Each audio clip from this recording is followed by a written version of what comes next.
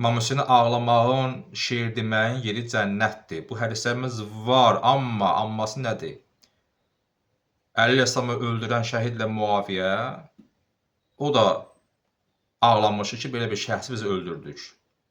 Yezid dağılıb, Ömər ibn Səd dağılıb Kərbəla İmam Hüseynin hadisəsindən sonra. Onda Allah hamısı yeri cənnətdir. Deməli ki, mənim burada nəsə olmalıdır, şərtlər var. Kim Rabiül Əvvəl ayına daxil olmasın, yəni ki, Azər ayının çıxması mənə desə yeri cənnətdir. Ramazan ayına daxil olmasın, kim desə onun yeri cənnətdir. Bu tipli hədislər var. Ya saxtadır, ya varsa da etibarlılığını sübut etsək ki, deyə etibarlıdır. Bu müqabilində nəsə tələb olunur. Filan surə oxuyan filan savab qazanır. Bəs bunun etiqadı hanı? Etiqada zay olsa hə oxusun. Ölüyə elə ayə var oxunur ki, o ayə ölünün ruhunu şadlamır. Ona cəza olur.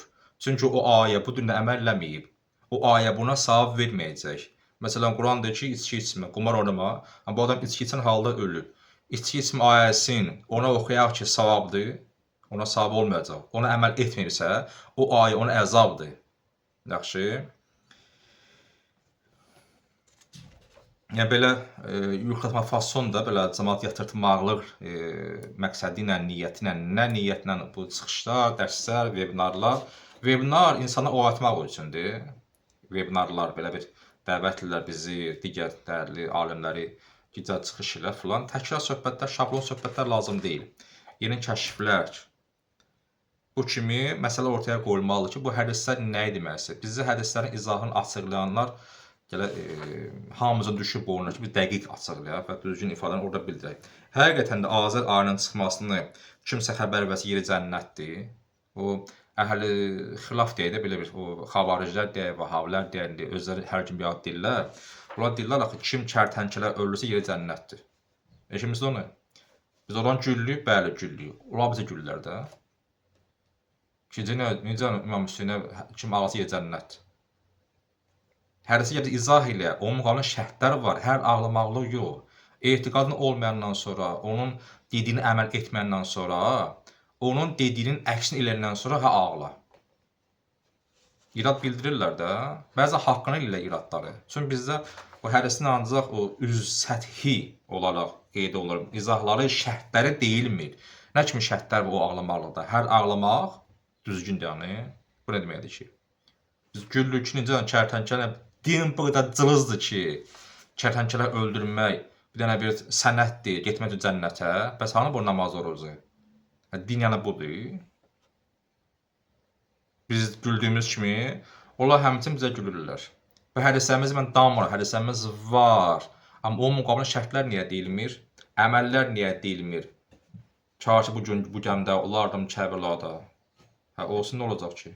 Kərbəlada olmaq şərtdir. Yezidin qoşun Kərbəlada idi. İmam Hüseyin qoşunu da orada idi və şahidlər qoşunu da orada idi. Şahidlər ki, heç sən qoşulmadılar. Yezidin qoşunu ki, İmam Hüseyin başını kəsdi, yaxınları hamı şəhidlər. Bu iki nəfərin yeri cəhənnəmdir. Orada olmaq şərtdir.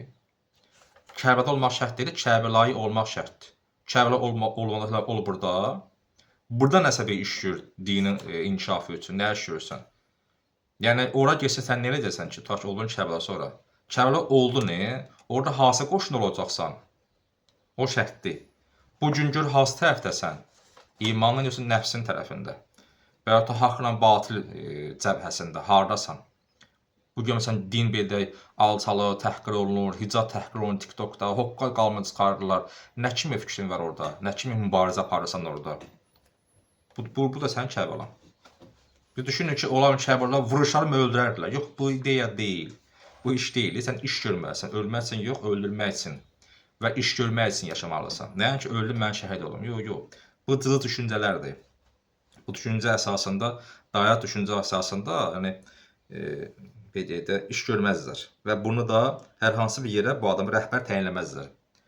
Belə düşüncəli insanlara heç vaxt çalışın özü rəhbər təyinləməyin. Yəni, rəhbərin birinci şərti qorxmaz olmalıdır. Yaxşı. Bunlar hamısı izahlardır. Bu hədisi müqabilində mən məcburən bunu dedim.